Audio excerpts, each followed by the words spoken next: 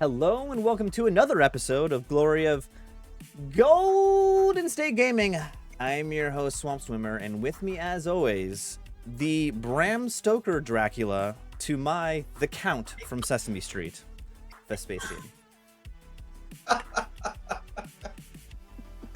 That's a great one, man. You're getting more creative as it goes along. I love it.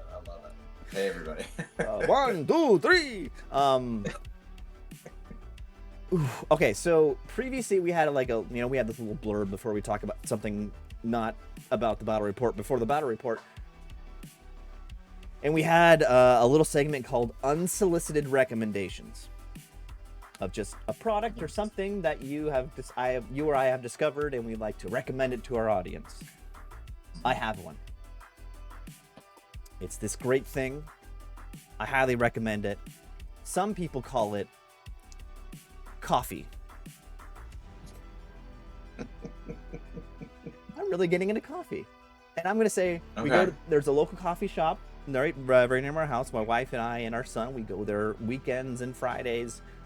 I have become very accustomed to having one cappuccino in the morning. Coffee, it's great. It wakes you up in the morning time. It tastes good. It's hot. I wanted to ask you, A, are you a coffee drinker? I think you are. And B, what is your preferred way of consuming coffee? Because, to be honest, there's about 1.5 million different ways to order a cup of coffee in this world. Yeah. I am a coffee person. I think that, once you join the ranks of parenthood, you sort of have to have that thing that kicks over the engine in the morning. I am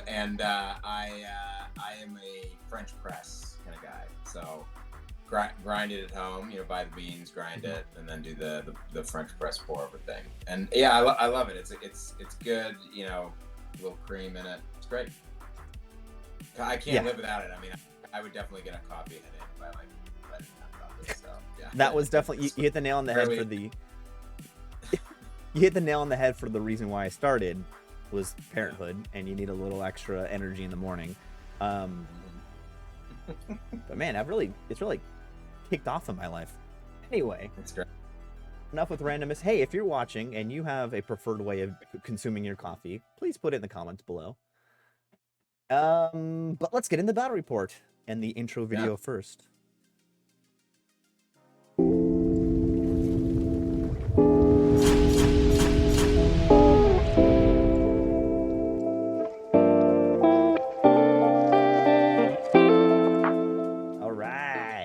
So, our game one, you got 19 points.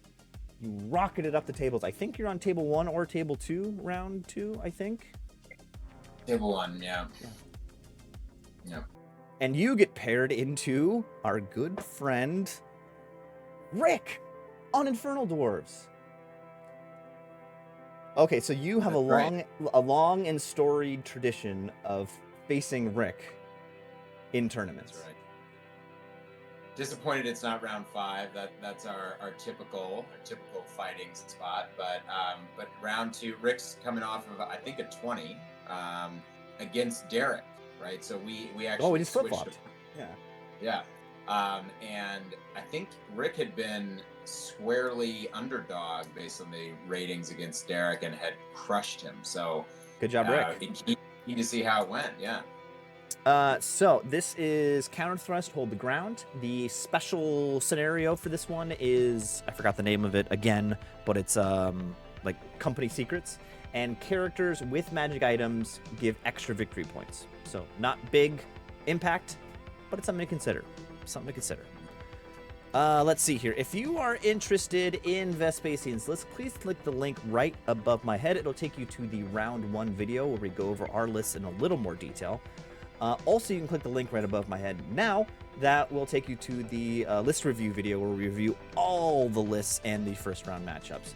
But let's look at Rick's list. Let me bust through this really quick. He's got the Prophet General, Asheruk, Seed of Authority, Master on Occultism, Heirloom, Overlord on a regular Bull of Shamut, Kadim Bindings, Onyx Core, Kingslayer, Basalt Infusion, Luger's Dice, a Vizier, Seed of Authority, BSB with a Blunderbuss, and a Great Weapon, Cleansing Light, 30 Infernal Warriors with great weapons and blunderbusses. Whoo!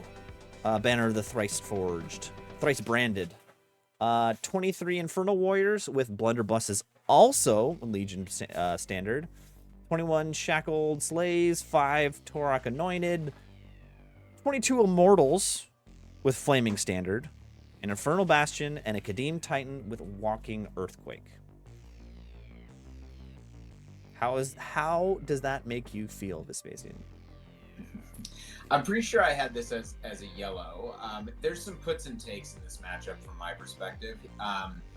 This is a matchup where I think the main thing that I need to do is protect the Swordmasters, because I think the Swordmaster can just kill everything in his army, and his ranged output is very good against dragons, but not so good at like killing mass units of infantry, right? Yeah. So I think that there's that. There's some interesting things around the edges. The Ancient Dragon versus the Overlord is an interesting one. The archers, put a real cramp in the style of the Titan as well. So it's interesting. Like, he can't hit me from long range, but my archers are not very good against pretty much anything in his army except for the Titan. So it's an interesting little matchup. So I think Hold the Ground, I would say, generally favors him. But it's an interesting one. I think a yellow is the right rating for this. I think that's what I rated it. Yeah, what did you think about the matchup of I don't know if it happens in the game, but the Overlord into your Ancient Dragon? Well, no spoilers. Let's see what happens. Oh, I'm excited. I'm excited. No. In advance, basically, what I think is the inflection point on that matchup is I can't let him have the mage in range for the alchemy attribute to trigger the Onyx Core doing the multi-wound. Yeah. I think that pips him over the edge of winning that. But honestly, the Great Weapon Kingslayer is just fine. I mean, still pretty good. Rank 7 attacks against the dragon, right? So it's on the bubble. It's on the bubble. All right, let's go to the first pick here. Oh no, let's talk about your notes. Okay, yeah. Oh, okay. You're hinting at something. I don't want to. You actually had agreed. Overconfidence. Yeah. All right. Let's see here. First pick is his marked deployment. Yeah. So I unfortunately, and this is a running theme for me against Infernal Dwarves when I take a wizard hat. I got Quicksilver Lash, hooray! Which is not gonna do much. Blade or Fireball is definitely the worst, but Lash, the close second. And I think that, like, in my entire 4 or 5 games of Wizard Hat against Infernal Dwarves, I am like completely 100% Lash or 10 for Fireball. 10. 10 for 10. It is what it is. I mean, what could you use the Lash on? It's not like he could cast it to trigger the alchemy attribute in a combat. It's not everything. Like the Bastion doesn't have the ward save and stuff like that. So that's one. And then the other is if the Bastion is out on its own, it's not a terrible target. So there are some things out there. Yeah. All right, tell me about your deployment, and then tell me about his deployment. Yeah, so counter thrust. So my thinking was, I really liked this, this side, even though he actually gave it to me, because of that wall. That wall is a great jumping off point to get the Swordmasters close to the center, safely. I also liked having the hill with the impassable opposite it, because it sort of prevents him from taking advantage of that hill and kind of trapping me into the corner and using his single models to kind of play around it. And also, if things went badly, I have the water terrain on my side, which is not terrible to have, against Infernal Dwarves. But generally, there's a lot of terrain in the center of the board here, so Being able to use the forest for the dragons against the blunderbusses and stuff like that is not bad. So I was relatively happy to be able to get the opportunity to have this side. I didn't think it was a bad side to be able to drop first to push him back around the center. So I think the Geagle was the first drop there in the center. And then I think the Lancers to just continue to push him out. I basically didn't want to have to fight him on the right side over there and just play in the center, essentially.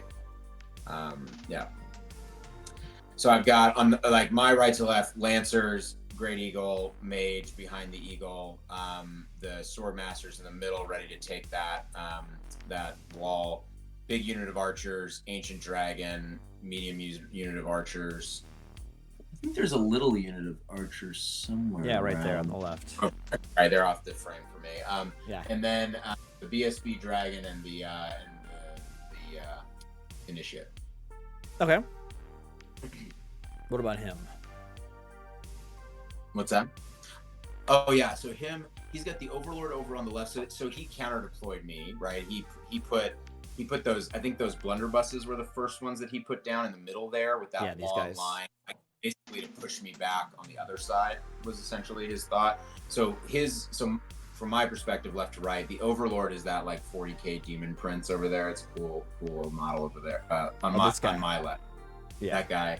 Then he's got the Immortals. I think in the list review we were wondering how he would do the characters. So he's got the BSB up on the kind of right corner from my perspective. Yeah, and then he's got the slaves. He's using Lizardman Temple Guard slaves, which I think is kind of funny because he's also a Saurian player. He also has a Saurian army. Yeah. And then he's got the blunderbusses out in a big long line. It's cool. Like the banner, the twice branded or whatever, lets him reform when he takes a charge, which is an interesting one with that unit because you can be wide, stand and shoot, and then reform into ranks in combat, which is pretty really strong. Good. Wow.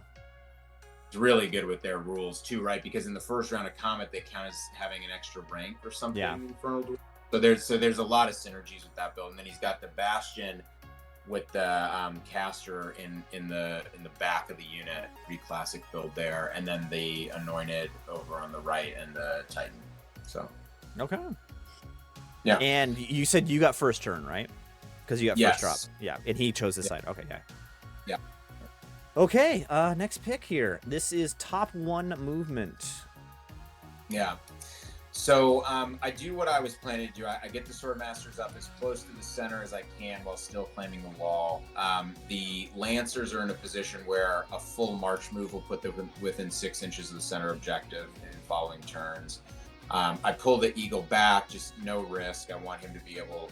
I need him basically for the Titan or the Anointed, chaff. His base is up there next to those dice. Oh, right there, yeah. Gotcha. Yeah, the archers basically. He gives me a free shot on the Titan with those archers, so I was like, all right, well, I'll take that. And then I bring the Mage back over, and my goal with him centrally is just to be able to. Mainly, I want to focus on buffing or defending the Ancient Dragon who pushes up into the center. I like this spot because he has no charges, and basically I'm even potentially threatening a long charge into the Bastion unit depending on how he moves forward. So I really like this to kind of force him back. I realize that I'm putting the Ancient in a little bit of danger, but if my goal is my first turn is all focused on defending him, basically. Yeah, that was my one thought was like, wow, you're really hanging the Ancient Dragon out there in theory, if he pushes forward, he could dump a bunch of shots into you. But yeah, so I had set it up so that the Bastion unit is out of range for the actual blunders to shoot into the dragon. I'm behind the forest, so that front blunder unit is going to have to move forest, right? So that helps. So there's a lot, and then I've got the Hereditary and Cascading Fire to buff him up, and basically the other reason is I want to draw him forward and focus him on the Ancient, so that the sword masters can kill his army. Basically, like that's what I'm trying to do. So we'll see how he reacts. But yeah. All right, next pick is marked top 2 movement. Yeah. Holy so cow! Take us back, and I'll little spoiler alert there. So I'll give you a synopsis of what happens here. So his magic does a ton of work on the ancient dragon, and I was kind of disappointed by that. So basically, I stopped Graves' Call. Makes sense. He moves up the borders as far as he can, so he can get magic range and stuff. He brings the Overlord down into a position to kind of threaten. That was the one thing that was a sacrifice of putting the dragon up there, is the Overlord kind of can come forward. Yeah. I did start working on the Bastion unit with silver spikes, so I think I did a wound to the Bastion and killed a couple of warriors with silver spikes in my magic phase. And then he does. I let through Mark for Doom because and he does 1 wound, which is kind of that was fine. But then he gets the breath weapon off, and the breath weapon with no rerolled wound does 3 wounds to the ancient dragon, needing just 6s. Spiked on dice. Yeah, so ancient dragon's bleeding 4 wounds. That's pretty unfortunate. So then in my turn, now you can see what happens here. So you can see. Yeah, so there we go. So he had brought, this is part of why I wanted the Ancient Dragon up. He brings that blunderbuss unit up in order to get range on the Ancient Dragon. Doesn't do any damage to it, which, given the modifiers, I was pretty sure was going to be the case. And so he had to give the Swordmasters a 9 to do it, right? And on dice. And so I kind of thought about it, but where my eagle was, I could easily chaff the Titan if I failed the charge. I had done a few wounds to the Titan with the archers over on the right hand side. Mm-hmm. I don't care if the Anointed come in to the Swordmasters, because I think I would kill that unit before it would swing. And I figured, the biggest issue is that I lose the cover of the wall. But then again, I can just fully defend, put all of my magic into defending the Swordmasters in the following turn. And importantly, any failed charge would have put me within 6 inches of the center objective. Oh, okay. So I sort of saw this as like a limited downside, high upside play, because if I get the 9, right, which I think is like a 30-something% chance, then that's game. I blow through that blunderbuss unit and I go back. So right. Did you check this out? So you're obviously going to blow through these blunderbusses. You, in theory, overrun into. Yeah, it's like a 5 or a 6. Okay, see, that feels pretty good. Yeah. But the thing is, if you don't make any of these easy rolls, let's say you make it into combat and you don't make the overrun, are you going to get flanked by the Torok and these guys? Yeah, that's so I'm pretty sure that if any sort of an overrun is going to make the Immortals not have an arc. I think the Torok is interesting. So the Torok don't definitely don't break my steadfast on the charge, which means I'll get to turn and mince them the following turn. Yeah, true. Just nothing's going to break your steadfast. So it's it's interesting. It's interesting, let's just say. But long story short, I make the 9, which was a huge roll in the game, and so this things get interesting. I pull the Ancient Dragon back, right? How many wounds are on him? That looks like 4 wounds on him. 4, yeah. So he's taken 4 wounds. Because of where the Swordmasters are, I'm like, okay, the Swordmasters can go off and do their thing, and he's brought the Titan up, but the Titan now doesn't have any eligible charges, and the Torok are too far away, so I don't even need to use my chaff. So I pull the Eagle back, and I bring everything back so the Overlord has no eligible charges. So essentially what I'm trying to do here is just shoot at the Titan, buff up the Swordmasters, and heal the dragon. That's basically where I'm at. Yeah, I mean, that makes sense. Yep. Let's see here. We are. Oh, there's a big jump here. I think the next pick is your last pick. Typical Yeah, Vespasian fashion. Sorry, this one, as I think everybody can kind of appreciate, the game got quite interesting in the top of turn 2, right? Mhm. So I was a little bit more focused on what was going on. So let me give you a little bit of synopsis of what happens. The Swordmasters go in and obliterate that unit. I actually think I might have wiped them, which is pretty crazy because there's like 28 dwarves in that unit. So go in, obliterate them. He passes all his panic checks if he had any. I overrun. I do make the overrun into the bastion. In the bastion. Mm-hmm. Yeah.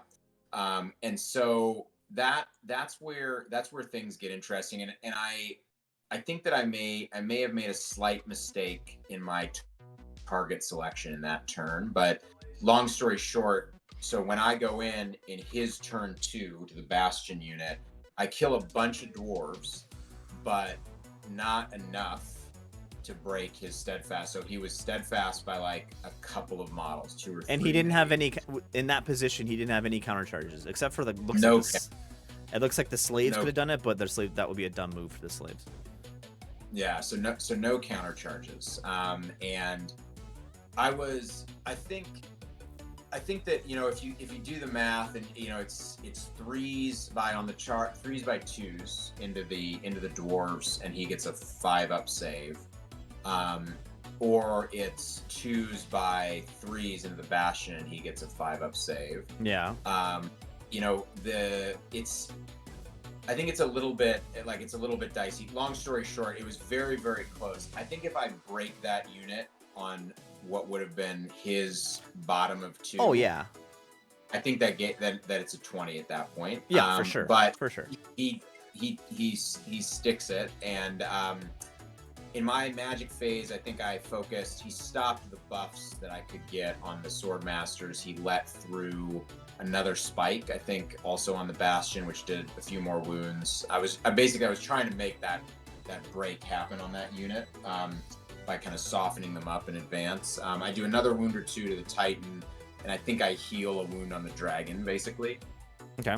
So then what he does is, kind of realizing that all is lost over there with that unit, he basically makes a push into the center with his Torok and his immortals, and he positions those slaves that are right there next to the Bastion unit behind my Swordmasters, so that if I break him, they're in a position to chaff the following turn. Interesting. Right? Which was a good move. And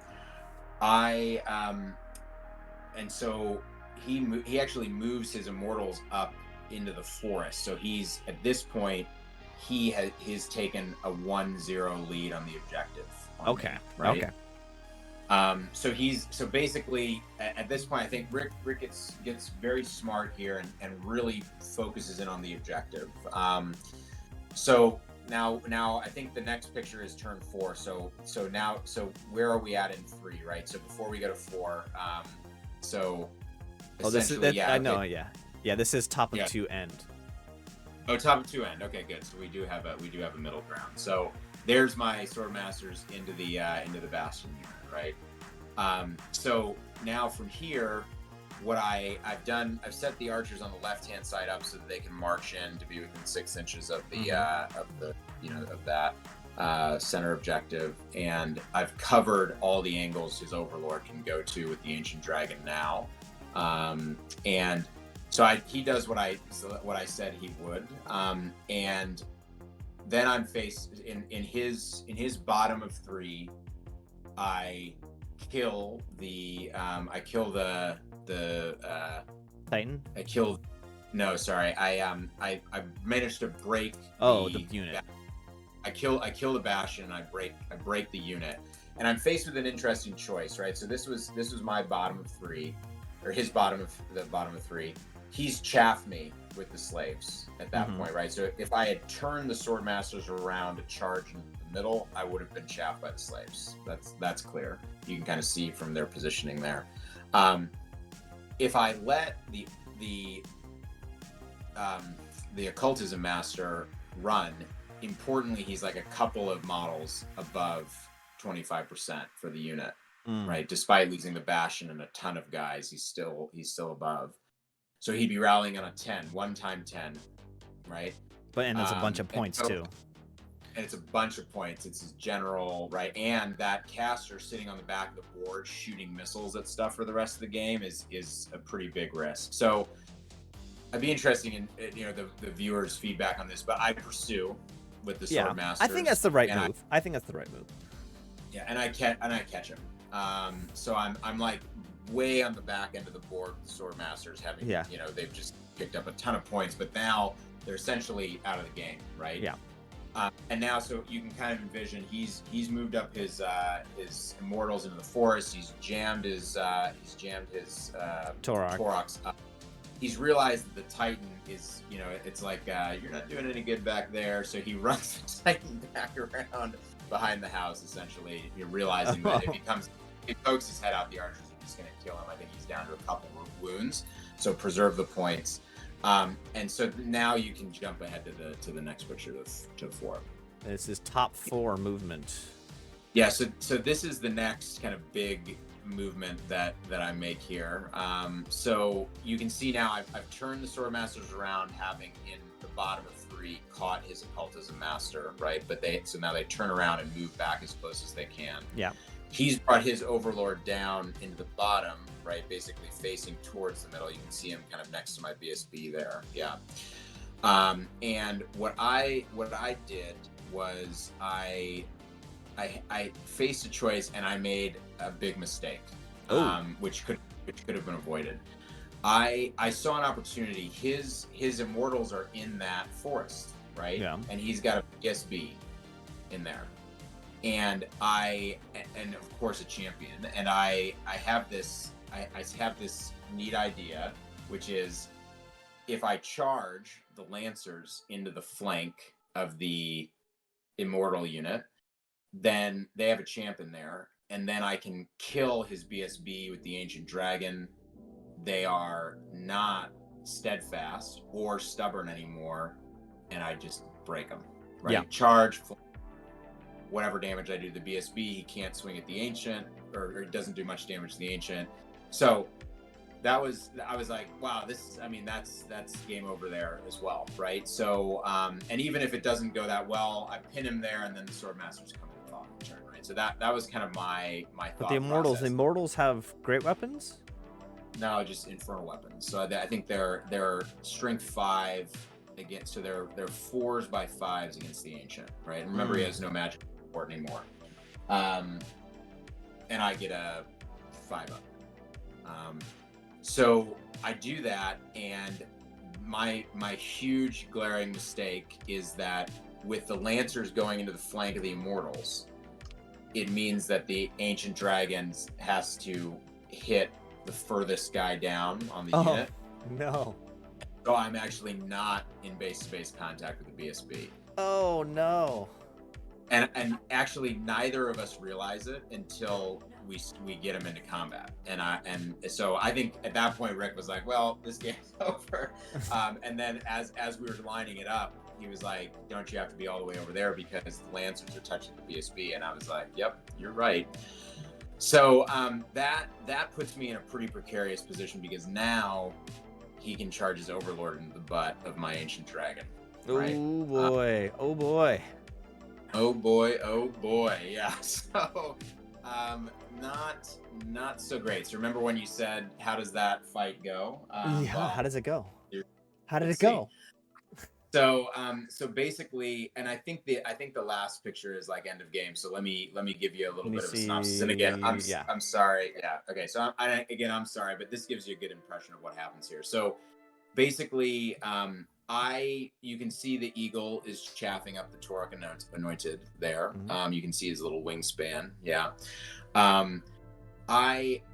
Disaster strikes even worse in this combat. I lose a Lancer going into the forest, difficult terrain, and then somehow with the 3 attacks from the BSB, the 2 attacks from the AP1 guys under the BSB seat, and then the 1 or 2 attacks from the Immortals. So it's like a total of 6 or 7 attacks, mostly AP1 or AP2.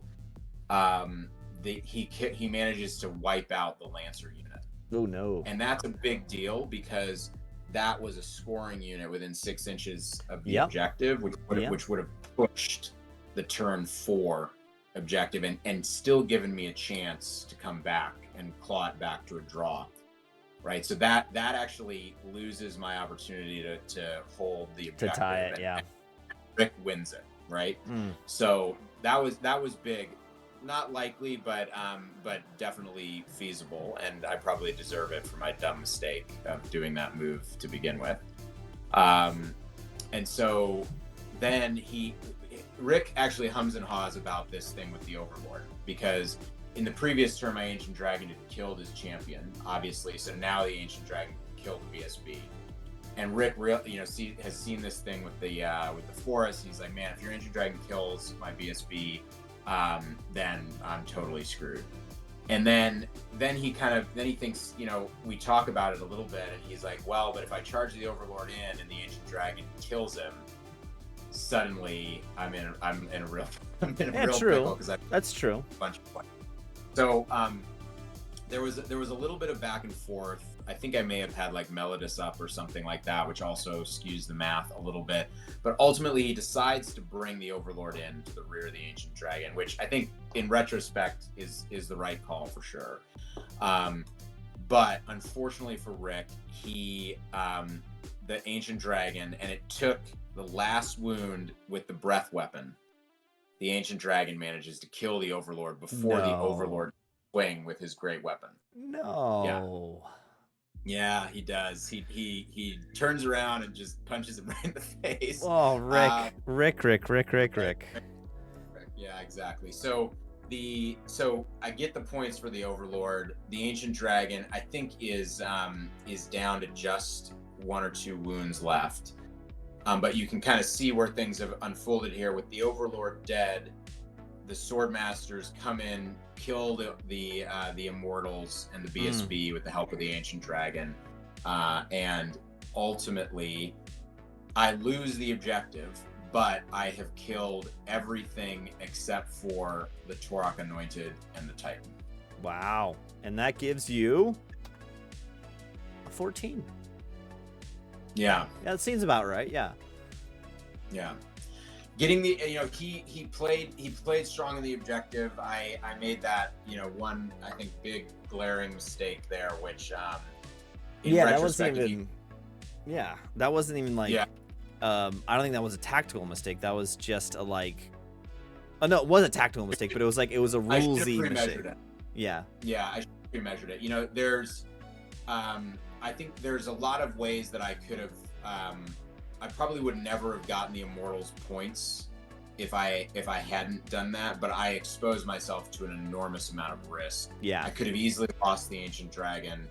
I still think I get the Immortals with the Swordmasters, but then I don't get the Overlord, right? So I think I took what was a pretty safe 14-ish and exposed it to a lot of risk and didn't ultimately get that much for it. I could have probably secured drawn the center objective, maybe used the Eagle to chaff the Immortals, brought my scoring units up to draw the center objective, and basically use the Swordmasters to kind of zone things off.